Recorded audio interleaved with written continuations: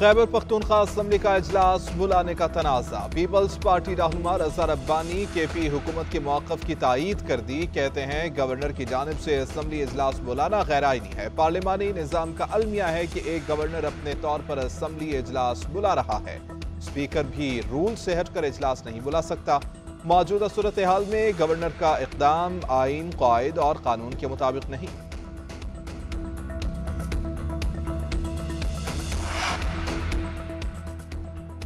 Khyber Pakhtunkhwa assembly का इजलास न बुलाने पर अपोजिशन की ख्वातीन अरकान सरापा एहतजाज। अरकान ने असम्बली हॉल के बाहर मुजाहिरा शुरू कर दिया। अपोजिशन लीडर डॉक्टर इबाद का कहना है कि 3 बजे से इधर मौजूद हैं। सेक्रेटरी, स्पीकर और डिप्टी स्पीकर कमरे में बंद है। एक तरफ फार्म्स का शोर मचा रहे हैं तो दूसरी तरफ खुद कानून की खिलाफ वर्जी कर रहे हैं। अपोजिशन अरकान का कहना है कि असम्बली किसी की ख्वाहिश पर नहीं, आइनों कानून पर चलती है। गवर्नर के पास इजलास बुलाने का इख्तियार है। सेनेट इंतखाबात में कागजात मुस्तरद होने के खिलाफ अपीलें। फैसल जावेद और सनम जावेद को इलेक्शन लड़ने की इजाजत। ट्राइब्यूनल्स ने दरख्वास्तें मंजूर कर ली। मुराद सईद और आजम सवाती की अपीलों पर भी समाअत। ट्राइब्यूनल ने इलेक्शन कमीशन को नोटिस जारी कर दिया। पीर के रोज जवाब तलब।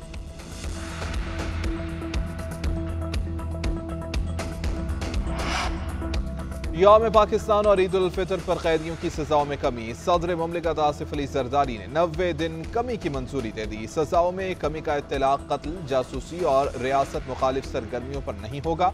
माली जराइम और खजाने को नुकसान पहुंचाने वाले भी फायदा नहीं उठा पाएंगे। वज़ीर आज़म शहबाज शरीफ से नेशनल पार्टी के वफ्द की मुलाकात। रहनुमाओं ने वज़ीर आज़म को मनसब संभालने पर मुबारकबाद दी। बलोचिस्तान में कानून व इंसाफ की सूरत हाल, नौजवानों के मसाइल पर गुफ्तगू। वज़ीर आज़म ने बलोचिस्तान के नौजवानों को तमाम सहूलियात फराहम करने के अज़्म का इआदा किया। कहा बलोच नौजवानों को ज़राए मुआश और हुसूल इल्म के मौक़े फराहम करना रियासत की जिम्मेदारी है।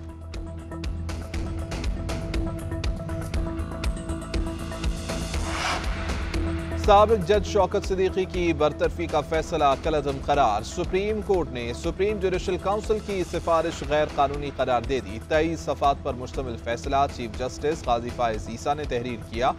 फैसले में कहा गया है कि जस्टिस शौकत अजीज सिद्दीकी को बहाल नहीं किया जा सकता।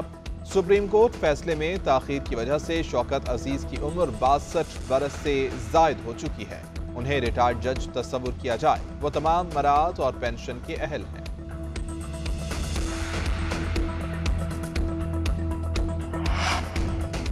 हम लोग यहाँ बैठकर ड्रामा ही कर रहे हैं। सबको पता है ये सब क्या हो रहा है। जहाँ से जेल हुकाम को ऑर्डर आ रहे हैं वहाँ से आना रुक जाएं तो ये सब खत्म हो जाएगा। जस्टिस सरदार एजाज इसाक के बानी पीटीआई से मुलाकात की दरख्वास्त के दौरान रिमार्क्स। इस्लामाबाद हाई कोर्ट ने रिमार्क्स दिए कि 200 सीनियर सिविल अफसर गैर कानूनी अहकामात मानने से इनकार कर दें तो निज़ाम ठीक हो जाए। एक जगह लिखा हुआ कागज है तो दूसरी जानिब इसके सर पर बंदूक है। जब तक 200 अफसर नजरिए के लिए कुर्बानी नहीं देंगे ऐसे ही चलता रहेगा। वज़ीर आला पंजाब का ऐलान गैर कानूनी था या जेल अथॉरिटीज का खत। आइंदा समाअत पर जवाब तलब। समाअत 29 मार्च तक मुलतवी।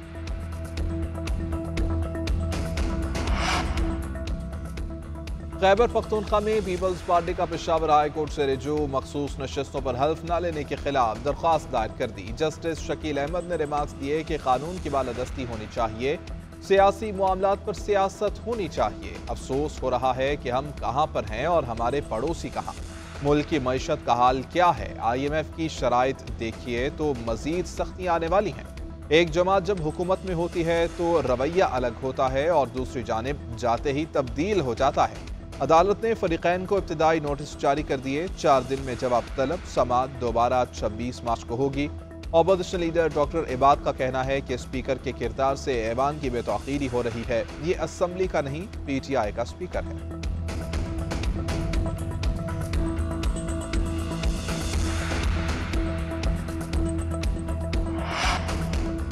पंजाब असम्बली के इजलास में आज भी हंगामा। लीगी रुकन रुशदा लोधी के बानी PTI से मुतालिक रिमार्क्स, अपोजिशन अरकान की नारेबाजी, हुकूमती बेंचेस से भी जवाब। डेप्यूटी स्पीकर ने गैर पार्लिमानी लफ्ज हज़फ करा दिया। मलिक अहमद खान बुचर कहते हैं कि गद्दारी का सर्टिफिकेट देने वाले मुस्लिम लीग नून वाले कौन हैं?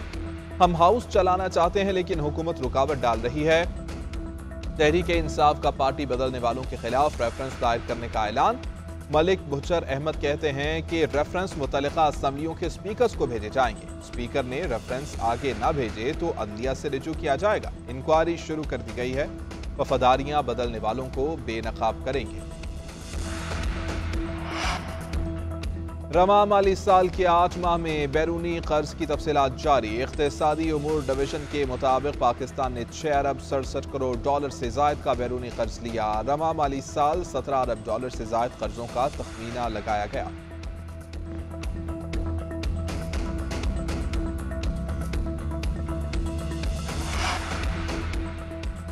लाहौर में मुर्दा गोश्त की फरोख्त का इंकशाफ। स्मोक केस के दौरान जुडिशल कमीशन के वकील ने रिपोर्ट लाहौर हाई कोर्ट में पेश कर दी। रिपोर्ट में बताया गया कि लाहौर में हर रोज 10,000 मुर्गियां आती हैं। मरी हुई मुर्गियां भी बेच दी जाती हैं।